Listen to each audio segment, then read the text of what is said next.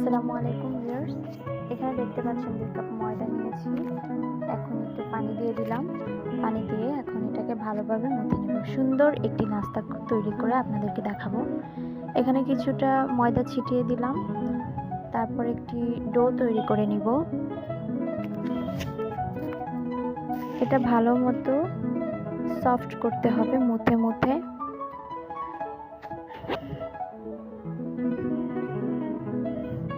এখানে আমি 4টা ডো করে নিয়েছি। 4টার ভিতরে একটি আমি আপনাদেরকে বানিয়ে দেখাবো। রুটির মতো করে আলতো করে এটাকে বেলে নিতে হবে। অত বেশি বড় করতে হবে না।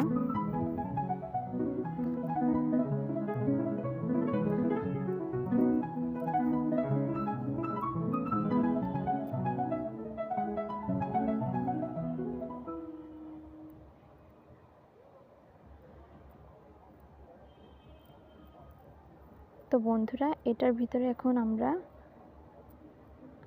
একটা ভাজি তৈরি করে এটার ভিতরে দিয়ে দিব। যে কোনো ভাজি আপনারা দিতে পারেন এখানে। তো আমি এখানে আলু আর পেঁয়াজ পাতা ভাজি করে এখানে দিয়ে দিয়েছি, বেশি করে পেঁয়াজ ভেজে। এটাকে এখন মুড়িয়ে মুড়িয়ে সুন্দরভাবে লাগিয়ে নিতে হবে।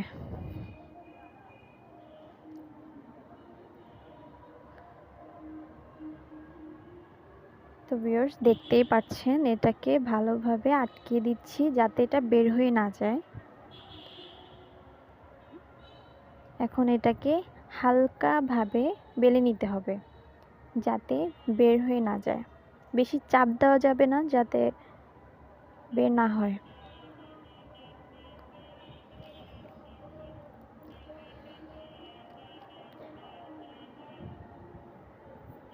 এটা বেশি বড় হবে না।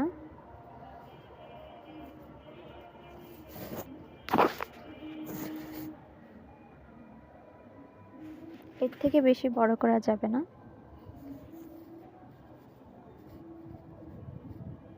এখন এটি তেলের ভিতরে, গরম তেলের ভিতরে দিয়ে দেব। উপর দিয়ে তেল দিতে হবে এভাবে যাতে উপরটাও ভালোভাবে হয়।